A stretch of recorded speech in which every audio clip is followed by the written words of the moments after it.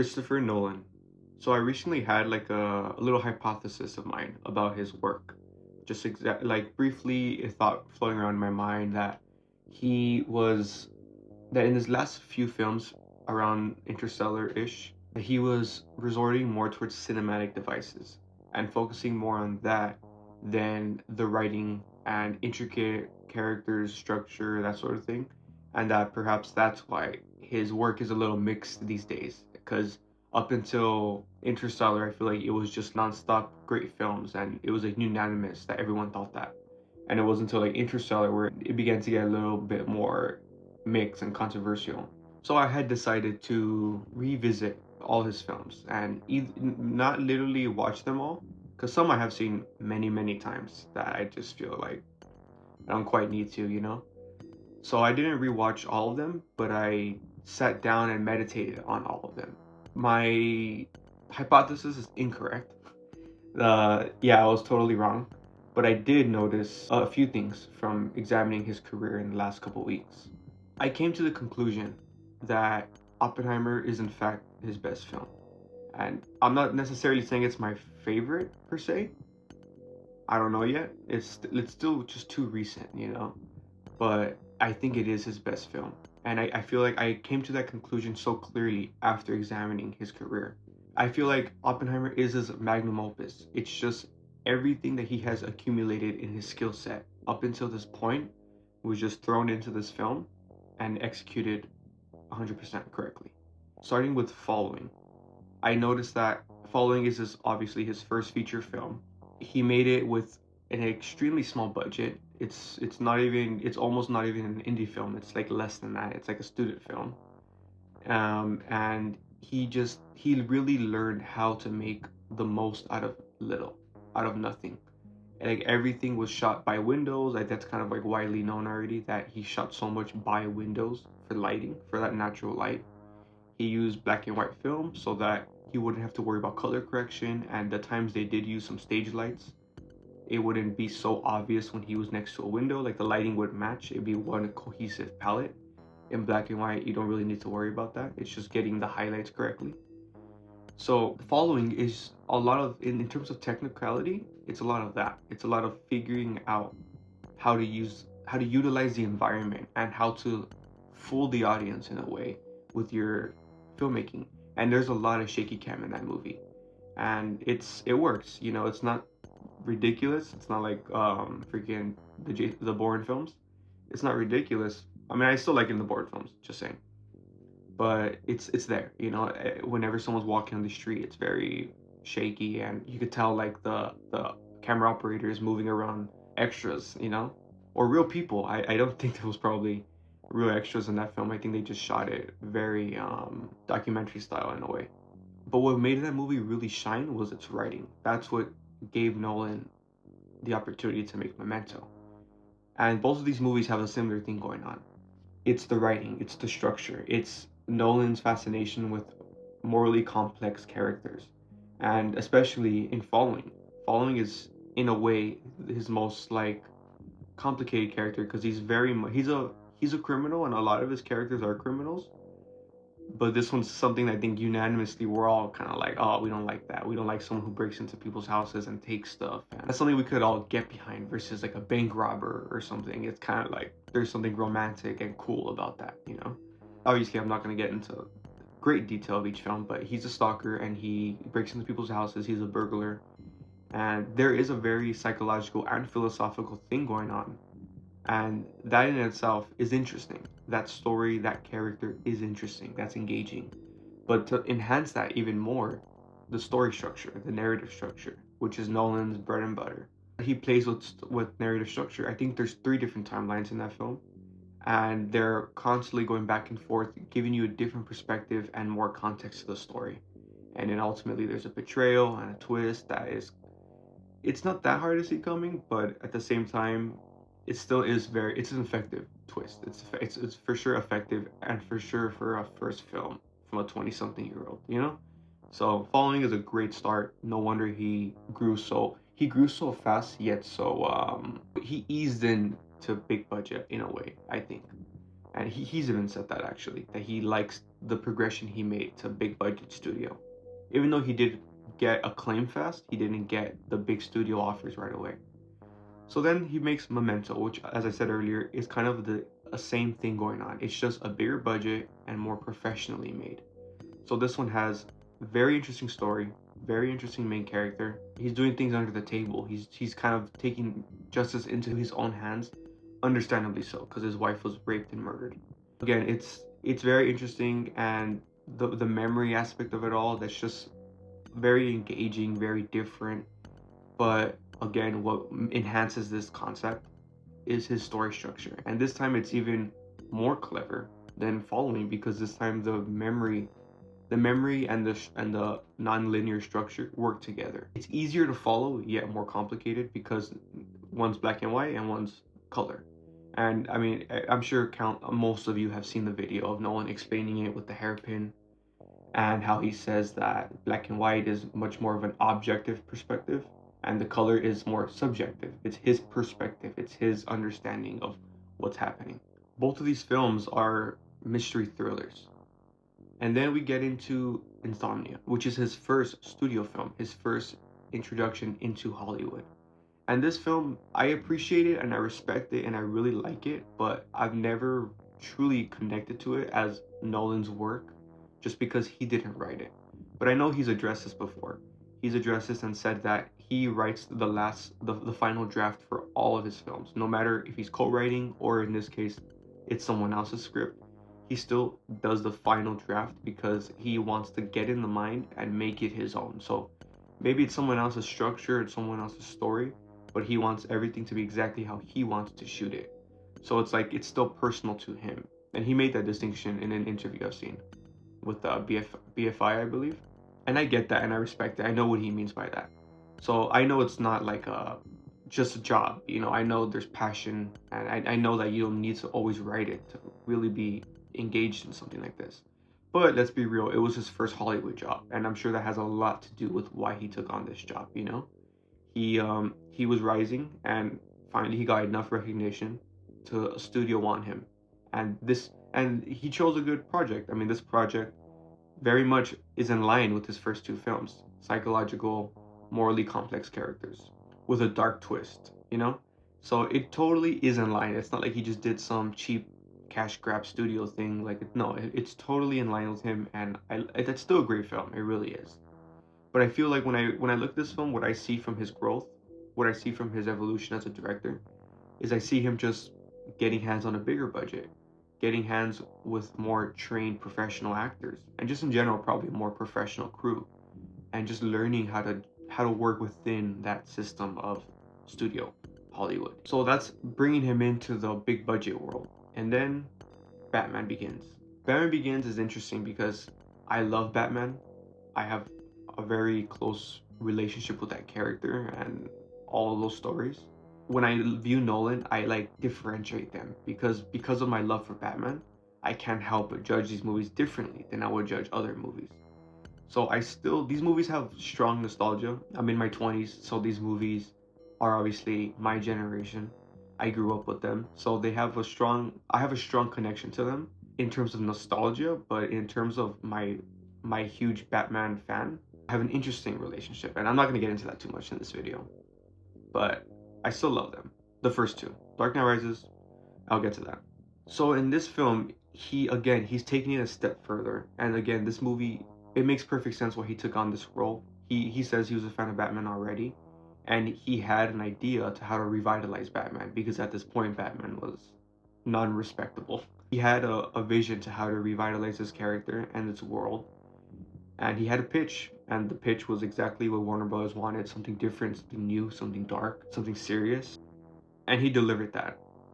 It's an incredible Batman Begins is an incredible film, an incredible origin story. He used this opportunity to build up his big budget skills once again, learning how to use practical effects, visual effects. He does use a lot of visual effects in this film, but effectively. And then The Prestige, which I think is a great film. I think that movie is very much slept on. I saw an interview, someone talking to Nolan about his career, and they completely skipped over this film. And I'm just kind of like, what the hell? Because it's such a good film. And I don't know why it gets forgotten sometimes. And once again, Nolan returns to form in this one. It's non-linear narrative structure and two protagonists, two very interesting, complicated protagonists. It's just such a great film, such an interesting film, and again, it has betrayal, it has dark characters, psychological motivations. It's just a very complicated, and again, it has an interesting story, an interesting plot of just magicians and just sacrifice, and there's a philosophy to it too, and all around, it's just so good. And again, all of these movies represent something in Oppenheimer: non-linear story structure, complicated protagonists, questionable motivations. Yeah, just it's big budget, it's non-linear story structure, but it's also very character driven. It's a character study. Especially these films. I mean, his later films are very psychological as well, but I feel like up until Prestige, it's very much focused on the character, focus on the psychology going on, and then being very morally complex. So I'm gonna talk about The Dark Knight and The Dark Knight Rises in kind of one go. So in The Dark Knight, I mean, what else can I say? Masterpiece. This movie is a staple in pop culture, in cinema history. The film's incredible. As I said, I judge these movies a little differently because I'm a Batman fan, and though I can't help but be like, oh, this is not accurate, blah blah blah blah blah. The film is still great, and I still appreciate and respect that movie a lot. I love the fact that Nolan genre blends in this film. This film's like it's a straight up mafia true crime film, but it's also very much a Batman film. And I mean Joker, it's not like Joker is a gangster. Like he doesn't change it that much.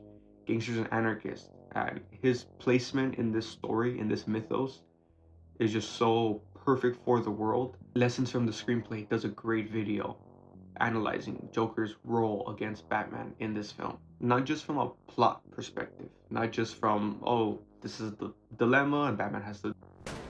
Philosophically, there is a real back and forth these characters have in this film. And it's genius, you know? And this is Nolan's first time experimenting with IMAX, which is obviously Nolan's brand right now. You know, it's Nolan's brand at this point. Shooting things practically and IMAX. And I mean, he's been doing practical since the beginning, but for sure, this is when his brand, I feel like, really begins because, yeah, he gained a really high level of clout in this film, and then he started to use IMAX. Then we go on to The Dark Knight Rises, which it uses a lot more IMAX as experimentation with practical and IMAX, and honestly, it's a good ending to the trilogy. It's satisfying, it's pretty bold, it's not super safe. So I respect it as the end of a trilogy, but I think it's for sure one of my least favorite Nolan films. So I don't want to say too much about that film, but it's clear his IMAX growth in that film. And just again, there's moral qualms, there's moral complexity going on in this film as per usual with the Nolan film. And then you get to Inception. I know I'm not going perfect in timeline, as Nolan would like. Inception is like The Dark Knight. It has a place in history. It has a place in pop culture history, especially. I mean, I don't need to go on too much on a tangent on this, but Nolan, this film like created like a cliche, the blah, blah, that sound, and just dream within a dream, and just plot twists and time. Like it's pop culture. It's almost like a meme at this point, but it's because this film was such a big deal at the time, you know. And the film holds up. This is one of the ones I did rewatch, and this film really holds up. And the practical effects hold up. Everything holds up. It's such a great film, and this is his first time where time actually in the plot and not in the narrative structure.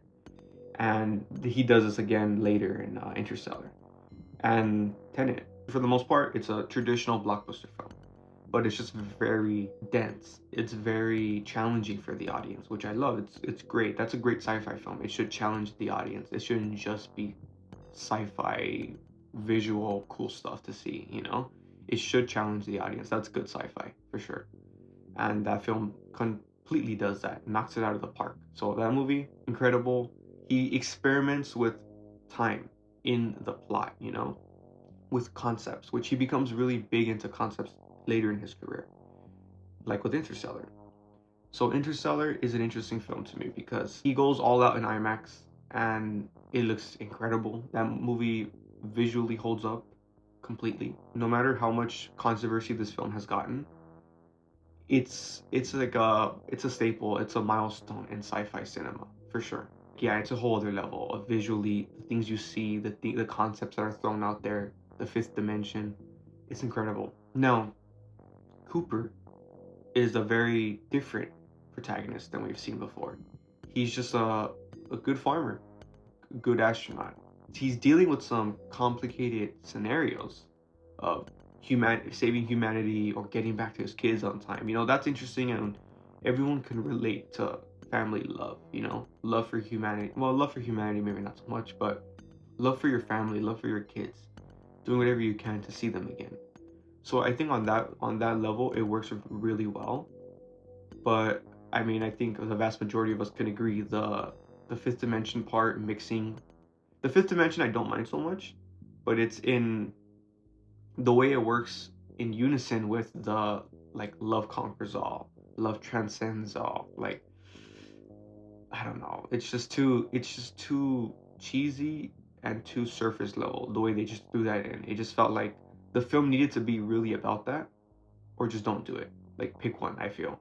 And I feel like it didn't pick one, and it tried to do both, but it focused much more on Cooper and the actual science, not the not it being science fiction. It really tries to explain it in a really real, factual way, and then here's this love transcends all. So it was a little weird, but I think the movie is still great. It's still something that's why I haven't seen it so much, but it's very much an experience, and I feel like this is his first film where Nolan enters that realm of like, it's just like, take it for what it is. It's an experience. And that's obviously very subjective. I wouldn't blame people for having problems with that type of writing. It's hard to understand sometimes. I mean, the movie's also in pop culture, so it's still very much appreciated and loved. Now we get to maybe my favorite Nolan film, Dunkirk. I love Dunkirk with a passion. I watch the movie every year since it came out, and this film he does something completely different. He picks one. It's not like try to do both. He picks one. Visual storytelling. The movie is about survival. The movie is about war, the situation. It's not like Saving Private Ryan, like, I have a family back home, and the campfire conversation where everyone says their situation, the photograph of their family. We've seen it a billion times. This time, the way Nolan makes us care for these soldiers is not by learning about their backstories. It's by putting you in the situation, so immersive. And to me, it's extremely effective. And I love the experimentation with just relying on visual story, on cinematic devices, sound, visuals, music, all of that. And that's why it's one of my favorite films of all time. But I think it might be my favorite film from Nolan, because I just love what he does in this film, and I think it completely works. So once again, he's building his cinematic tools. He's much more refined at this point. There's not pretty shaky cam at all, really. And the color grading after, it's probably because of Hoyte van Hoytema, whatever his name is. It's probably because of him, I feel. Maybe it's the lenses, I don't know. Or he got a new colorist, whatever. But his films after Interstellar look very different from his films before. There's like a beautiful color palette. And he still shoots very similarly to the beginning. There's a lot of window shots still. There's a lot of natural lighting still. But just the way they're composed and the lighting and the shadows, it's very different from his first 3 films or so. So it's interesting. Same approach, but different executions of filmmaking, which I love. That's growth, and he's not changing anything. He's not fundamentally changing himself. It's just a different execution. It's a different mastery of his craft. And then we get to Tenet, which this film is very interesting for me personally, because I really love this movie, and I kind of defend it in a way to many people, but I totally see its flaws. So it's just interesting. This is where subjectivity comes in, with art. I think this movie is a through and through blockbuster film, and blockbuster films tend to have more superficial characters. There's like pretty much no character arcs in this film whatsoever. But here's the thing. Here's the caveat of why I still appreciate it. I think this film doesn't try to do that. This film doesn't try to make you care about certain things. Keeps it surface level, but focuses on the plot, focuses on the situation, on the concept of time. And visually, again, this movie's incredible. The score is one of the best scores I've ever heard. It took me a couple of viewings to understand it, but I don't think it was that hard for me to understand, like the science fiction rules in this film. I didn't have a hard time understanding it, so I think that's also why I enjoyed it a lot. I think he chose his cast wisely. He chooses a great cast, not just in quality of how good they are, but also they all offer some personality. And I think he intentionally did this. He intentionally knew that he wrote these characters kind of superficial with no character growth. And in his mind, the film wasn't about this. It wasn't about these characters. It wasn't about saving the damsel in a way, the whatever, I already forgot her name, but the woman. All these characters do have some personality, and I kind of like that. Even the again, I don't remember his name. We probably don't even know his name. The bearded guy, I don't know what he is, Indian or whatever he is. That guy, he adds a lot of personality in his scenes. And again, there's no character growth. There's no, well, I remember you from a mission we did 10 years ago. You're my brother. Like, there's none of that going on. But he adds some comedy and there's some chemistry between these characters when they're pulling off these heists. So that's why I still find it engaging character. In terms of character, I still find it engaging. So yeah, that brings us to Oppenheimer. Oppenheimer is like I said earlier, everything is in this film, but he returns to form in a way. This movie is a non-linear story structure, extremely character driven. It's literally a character study about a real historical figure, and he uses an incredible cast, a huge cast, to really flesh out these real historical scientists, these real historical people who existed. But he doesn't have time to really give them their own backstory or to be like, oh, this is a scientist and he was special because of this reason. Like, it doesn't matter. But they matter in what they, how do I say it? They matter in their presence. We know they are important, historically speaking. So I feel like it was clever that he casted almost all of them with known names, with known people, with incredible actors. They weren't just extras, you know? I don't care about him, but I know a lot of girls care about him. But the guy from Diary of a Wimpy Kid, like even him, he has like a little fandom and he is known in some way. And freaking Josh Peck, that's insane. I still can't believe it, but he's in a Nolan film. He detonates the atomic bomb. But Nolan chose this cast very wisely, and yeah, it does make everyone in the room seem important. Think about it, they're just extras. They wouldn't seem that important next to Cillian Murphy as Oppenheimer, you know? And then the IMAX of it all, the visual scope of it all. The scope is big, but not too big. I mean, the movie is a character study, and it's about experimentation. And he and Hoyte have used this term before, but he uses the IMAX format, and the face is a landscape. So it's not so much like we're using this huge format for crazy action like he has in the past. We're using it to really capture the facial expressions, to really make us immersed. And the movie's so intimate with these massive IMAX cameras, and it works. It's just like it's a weird intimacy you feel because of this large format in such a character-driven film. And like I said, Nolan has been using practical effects like crazy since the beginning. He's been pushing the boundaries in recent years. And this film is another incredible feat of practical effects. It's so crazy when you watch the behind the scenes, how simple they executed, how simple the methods were to execute these things. They're simple, but creative. They're for sure out of the box thinking. That's the thing. The visual effects, it's complicated, but it's straightforward. You know what you need to do. It just takes some time, and it takes a good VFX artist, of course. So these ways, it's just like they really thought out of the box to make it as simple as possible, and it worked. And I feel like because of all these things, this film will always be timeless and relevant. Because I mean, I've heard the cast even say that Nolan doesn't offer a perspective, or he doesn't tell you how to think after seeing this film. It's not political or anything like that. Though I do agree with it because it's not explicitly clear, I still think that it's quite clear the way it ends, how you're meant to be feeling, and how you're meant to be feeling about this whole situation, and how, I mean, this whole project was wrong, you know, and we're living in the consequences now. And like in a way, Oppenheimer destroyed the world. Like, philosophically speaking, the chain reaction didn't happen in the atmosphere, but it happened politically. And they continue to make more bombs and bigger bombs, and just like here we are living in this world, in this post Oppenheimer world. And I feel like it's very effective in how you feel at the end. It's haunting. We've all grown up in the atomic bomb era. Like, it's so normal to us. And behind the scenes, Nolan has said it's almost like white noise. Like, if you focus on it, then you kind of go crazy. But because you don't focus on it, it's just white noise. And that's such a perfect way of putting it. We just live in this era where we're just like, yeah, atomic bombs. It's possible. It could happen at any point to any country. Like, whatever. There's hundreds of them that exist at this point. It's insane.